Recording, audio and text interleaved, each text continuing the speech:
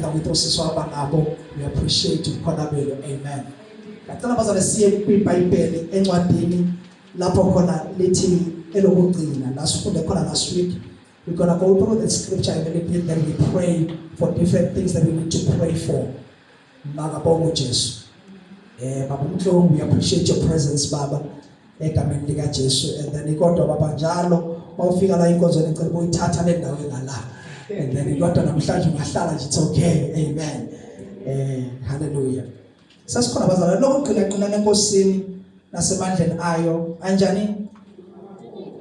Sichazileke sachaza background ka Ephesians ukuthi why kwadingeka ukuthi kube lama emphasis of the spiritual warfare after esekhulume kahle uPaul kangaka, kodwa bayifika chapter 6 waseyishintsha ithoni yokukhuluma because ukhuluma nabantu abasesimeni noma nabantu abasempini. Makabonga uJesu. So now uyishintsha ngamabomu ithoni ukwenza ukuthi bangathi phiwo siyabonga phiwo kade sagcina ake simzamele phiwo weza yaphila awubonile ngizokutholela nje wakho umfundisi ozothi wena ozojala bayiphambi lethi sukuma bakubona. Amen. Shakisa nomfundisi nje othi wena glory to Jesus. So now bazalwane bami akasavumi kanje uyamqala ke kamoya umfundisi wazanceka. No, bazalwane bami ukugcina ke usiya-emphasize ukuthi qinani enkosini nasemandleni ayo amakhulu. Okusho ukuthi kukhona amandla angapheli kwamandla asemhlabeni okungamandla kaNkulunkulu okumele ukuthi uqine kuwo. Nikhona bazalwane? You must be strong in this power. You must be firm in this power. Nakuba khona wonke amandla emhlabeni mamdiyo kodwa kukhona amandla angaphekwa wonke amandla. iBhayibheli makhuluma ngoNkulunkulu limveza as the God, Almighty God. Nikhona bangcwele limveza njengoNkulunkulu umnini mandla wonke. Okusho ukuthi amandla wonke atholakala kuloNkulunkulu. Now uma ngabe sikhonza yena asikhonza uNkulunkulu who gives us certain portion of power, but we serve uNkulunkulu who have all the power and he gives us all the authority. Malonga malenkosi. And then umulibheka iBhayibheli ubheka ukuthi lapha kwi-Old Testament oNkulunkulu abaningi babekhona babengoNkulunkulu babenamandla athile for specific reasons. Wakhona uNkulunkulu okuba uNkulunkulu wamanzi. Nebazalwane okusithi kube khona uNkulunkulu futhi wemvula, kube khona uNkulunkulu wengcebo, kube uNkulunkulu wesiliva, kube khona uNkulunkulu wegolide. Bonke laboNkulunkulu babekhona kwi-Old Testament obona kwi-Old Testament. Labo boNkulunkulu labo they were specific in power ukuthi ba specialize ngalohlobo lwamandla. Nebazalwane and then wayengekho umnini mandla wonke kodwa kubo bonke laba babe specialize amandla ukuthi lona yena udila nezifo, lona yena udila nalokho. Ingakho uAbraham ekhaya kubo lapha ehlala khona ubaba wakhe wayena uNkulunkulu abaningana. Okusho ukuthi kwakunama altars ahlukene khona la ekhaya. Why kunama altars ahlukene? Ukuze uma efuna ingcebo uya kule altar lengcebo. Uma efuna amandla uya kule altar amandla. Uma efuna imvula uya kwi altar lemvula. Uma efuna abantwana uya kwi altar eliproduce abantwana le fertilization. Balibonga malenkosi. So now all this was a long process. Futhi kwakuyinto ehluphayo ukuyigcina ngoba alikhi altar ngaphandle kwe-sacrifice. Okusho ukuthi uma ubaba Abraham mawukuthi wayenabo uNkulunkulu ekhaya kwakhe abawu-10 makumele ehlabe inkomo and then ehlabele i-altar babumhlongo bakumele ehlabele bonke labo uNkulunkulu abanjani njengoba ukusaba kangaka namhlanje uyothi unikele ngalesa sikhathi wawuthi mawufaka ishumi la kumele ulifake nala ishumi and then mawufaka ishumi la kanjalo bakumele ulinganise in giving. So lokho kunikela lokho kwakwenza ukuthi abantu badonse nzima ekhonzeni kodwa babebekhonza oNkulunkulu babo. Why? They want to provoke amandla alabo uNkulunkulu. Ngicela ukubalansela la and then ngoba ngiyazi ukuthi ngathi ngizosheshe ngisho ivoice kanti kusasa siyasizocula ngisho bazalwane. Nabo ngiyajabula ukuzwa yes. And then sizoyenza njalo zanekusasa. But isiqodo baphiwe. Siyabonga. And then ngiyacela abanye nibe ngqisha ngapha lapha bangelayo. Ngicela bamosikhosi ningene ngala mama ukwenza ukuthi ithumba balance yethu. Amen. So now la uNkulunkulu nake lapha bangcwele babekhonzwa ngokwezipho abaphana zona ngokubakhonza babenamandla aspecializeayo. But uma sisifika kuNkulunkulu wethu asafika kuNkulunkulu nje onamandla aspecialize entweni ethile. Mama usibongile umnini mandla onke. Okusho ukuthi uma ufuna imvula awuyindawo usama kuye lo Nkulunkulu. Uma ufuna ingcebo Thembi awuyindawo usama kuye lo Nkulunkulu ophingebo naye no. The same God is the same God who give healing, who give prosperity, who give power, who give direction. uNkulunkulu umnini mandla wonke. That's why ukumchaza and then naye uNkulunkulu wahluleka ukuyichaza kuzo Moses ukuthi ngizofika ngithi ngithuke umuphi uNkulunkulu ubani ongithumileyo. And then wathi the I am that I am have sent you, because akakwazi ukuyilimita ukuthi uNkulunkulu the deliverer ukuthumile noma uNkulunkulu wamanzi ukuthumile. Akakwazi ukusho nje noma uNkulunkulu wemvula, because uma evela lo Nkulunkulu uvela nawo wonke amandla. Okusho ukuthi yonke into ayidingayo ayisekho kude ikuphi bazalwane ikuye lo Nkulunkulu. Tshela makhelwane uJehova wethu umnini mandla wonke. Tshela ukuthi lento oyifunayo ungabusaya kwenye indawo iyatholakala kulo. Iyatholakala kulo Nkulunkulu. Ngalokho niyangababona. And also and then wakhona ngelinye ilanga kwenye indawo uPaul uyafika uyashumayela. And then ufika kwenye indawo and then ufika kunama altars at different mamshabalala abekiwe in different positions.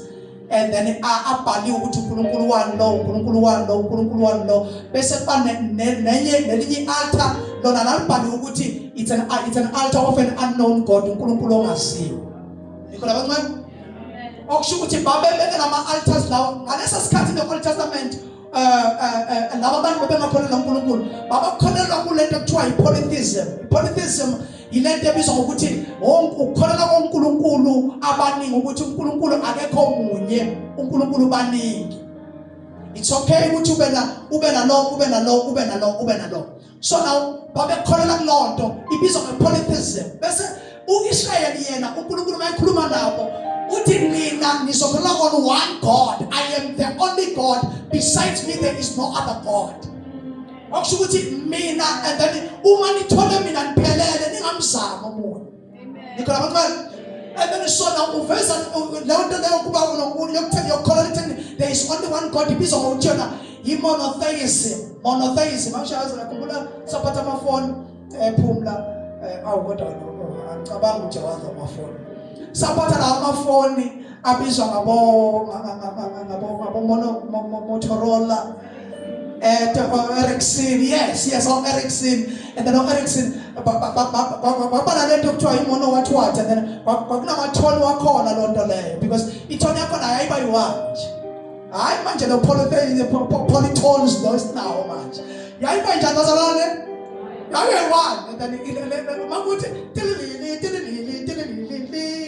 iyohlezi khala kanjalo ayikanye. So and then it's a mono kind of a thing. But when we speak of polytheism, we speak of ukuthi into ezigaba ziningi noma and then uhlobo lwayo luningi. But this God that we have uhlobo olungavamile olungekho luningi munye nje. Asaningizwile bazalwane. And then angisho ngithi polytheism yona okusho ukuthi ziningi inhlobo zalento uchoose mayikhethe. Kodwa masiza ku monotheism, worship of which is only God. Last kwena sithi alukho ningi loluhlobo. Uyiwani nje mawungatholanga yena awutholanga futhi yena qho. Awumakabonga uJesu. Unjani bazalwane? Uyedwa qoba. So now akekho omunye ngaphandle kwakhe. So thina njengabazalwane thina la eCalvary namabandla wonke khona, and then imosi yethu sikhonelwa kuletho sinalento monotheism ethi there is only one God.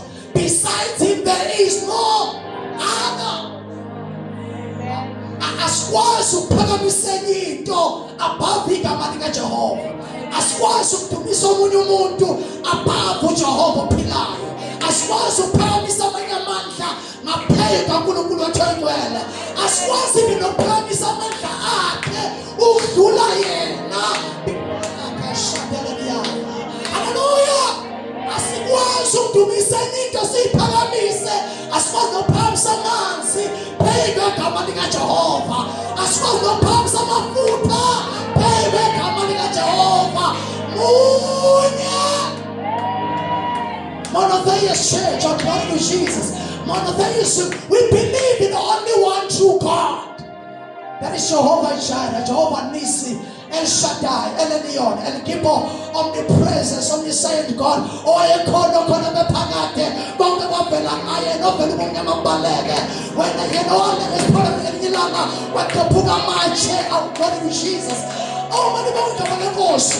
Wati maelena elilanga lokulunga ilanga lemvelo lathi malimbona elena lapiphala ataswazi ukhanyisa kanye oh glory to the living God ade malimbona umhlaba elena wathi umhlaba swazi ukuma isakelo somhlaba silena ayakadoya kashanda niyamani ina baba bakoshanda niyamani akadusa niyabakasate lekasukatia bakasatana niya ina niyabaya hallelujah. iBhayibheli liveza ukuthi izwi likaNkulunkulu lada kwadajula ngalomhlaba. Umhlaba wavela ngalo izwi likaNkulunkulu. Umhlaba usekelwe umiphe kwezwi. That's why John as introducer uJesu on another dimension uthi and then in the beginning he was the word. Nelizwi okuthiwa lasekela umhlaba. Yingakho uma ngabe uJesu elele esiphambanweni umhlaba wabona ukuthi ulizwi. Asikwazi ukuma into esekelile somhlaba.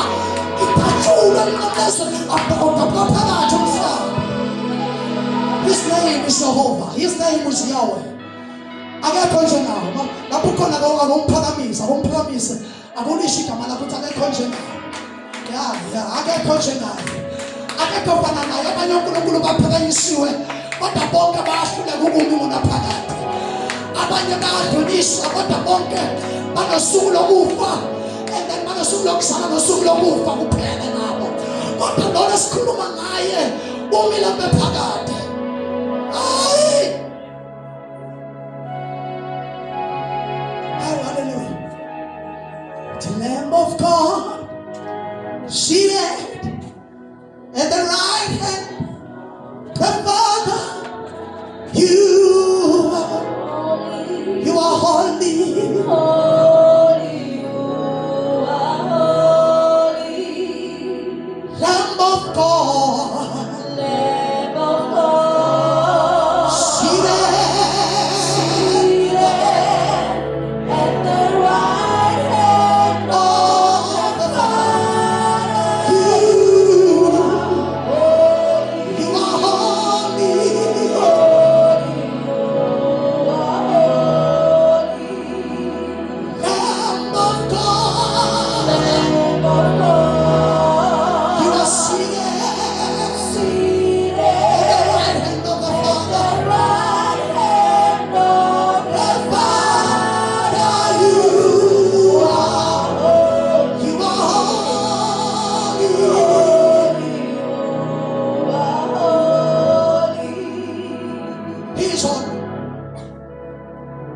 Worthy to be praised. Nakuba amakhosi ephakanyiswa mhla efa kuthiwa ayokhothama of course. Athathwe ayohlaliswa laphana lahlala khona amakhosi. And then agcotshwe ngezinto ezithile ukuze angasheshi abole. kodwa asizwa nangelodi la ukuthi khona inkosi eyaphuma kulelo thuna noma igcotshiwe izama ukugcina umzimba wayo ukuthi ungadecay masinyane. Akekho esezwe ukuthi ithuna lavuleka waphuma yedwa kuphela. uJesu wathathwa wavalelwa laphana and then emathuneni wahlala for 3 days. And then kuthe uzubona ukuthi uJesu umzimba wakhe wawungagcotshiwe ukuze ungadecay masinyane. But ebekhumbula uMary ukuthi asimgcobanga uJesu ngamakha azogcina umzimba wakhe elilonga. But ababegijima bethi bayobheka bethi bephethe amafutha bethi bayogcoba umzimba wakhe. Bafika lo mzimba kumele ngabe usuyanuka useke ethuneni. Nikhona bazalwane bami because awugotshwanga lo mzimba kodwa bafika futhi lo mzimba kumele ngabe usheshe wabona because has been dripping blood. And then as permanently this body has been dripping blood from head to toe. Chitha igazi umzimba wonke. Kushuthi leyo nto bekumele ngabe isheshe yabona. Ilinye umzimba wakhe awushaywanga kodwa walindwa. Siyabiphasika sazokhuluma ngalezi zinto even deep. Umzimba wakhe awushaywanga nje kodwa walindwa. Into elinyiwe oshuthi inama-hooks ekudonsa umzimba uhlephula inyama. He could have decayed and listen. But the Bible lithi ngosuku lwesithathu bagijima bethi bayakhona bayogcoba umzimba wabo ukuthi nakuba engabhekeki. Because indlela ayeshaye ngayo wayengabhekeki. Washo ukuthi bashaya inkosi yamakhosi. Ayengabhekeki. Ya. Ayengabhekeki. Ingekho into ongayibuka ithande kuyo. Umzimba wonke lithi iBhayibheli wayegcwele igazi. Umzimba wonke and lokusho ukuthi umubuka yena ongabona even ne-skin sakho ukuthi unjani. Into oyibona kwakuyigazi all over. Egqoke lona. He could have decayed soon. But ngosuku befika bethi bazomgcoba ngamakha bemshayela ngama-perfume ukuze kunuke kahle at least umzimba wakhe nethuna lakhe bafica ithuna livulekile. Babuzana ukuthi uphi.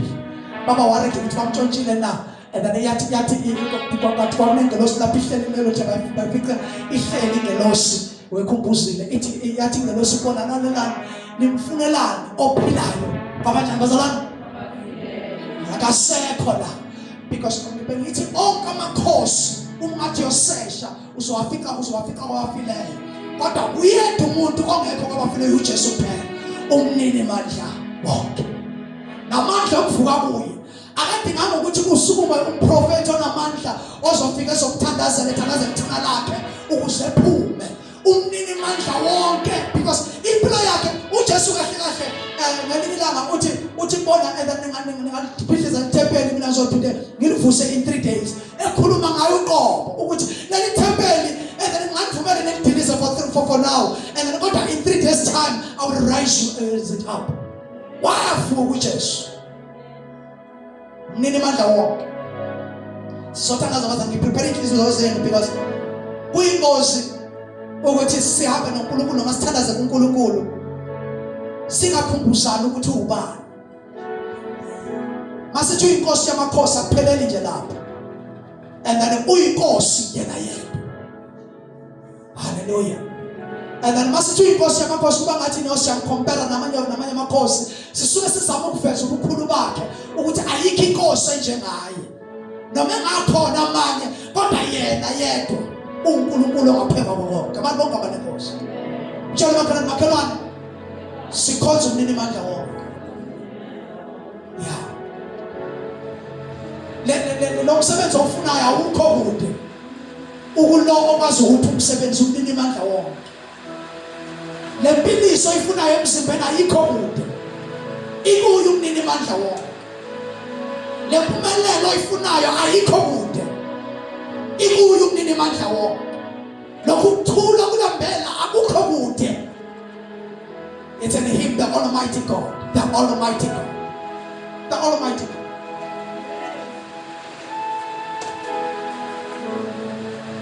Hela bakashandere mentally be a bako shandere ni amaya koshade. Leskezuya kadaya bakoshande niyamaya koshandea. Ili makoshande niyamaya koshateledia. Rekedeya bakaskateladia. Ela bakashatala babaya na mama. Askumen mazane right now say kuman maja na mazu. Lekezuka dia bakoshande niyamaya. Ela baba bakashatala babaya na babaya. Wenokebe yakho engavalekanga elekonsima ukubungezwa imikhuleko yabangane bakho. Wenohlo lakho libanzi libuke ejuleni ubona nomasiko kade singakasona ukuthi uyabona. Wenosizwe singakathandazi usizwile. Wenosibona nokufundile embesi zethu usubonile ukukhala kwethu nokukhathazeka kwethu uzile embesi zethu. Iyelebeka ushathaleni yabaya. Satana baba ya mama satana. Sisabuye yanophilayo. Alkona tandaza. It's time to connect. You are preparing to connect even deeper. La kazutaya. La kadaya baka shandele niyama. Ili baka shandele niyamaya. Merebeko shandele niyamaya. Baka satana babaya na babaya. Ilibaya kashatana dia baya. Ema kasuka dia baka satana dia. Sikumamuyo minimanja wote. Yanapati pendula somshaba. Yanapati mfula mweswe. Yanapati manja pila. Yanapati kia sofula. Yanopetikia zofana na kuni mutu. Yanana manja pula majogo. Yanana manja pilisa yoke. Yanana manja timbisa yoke. Sisamuya.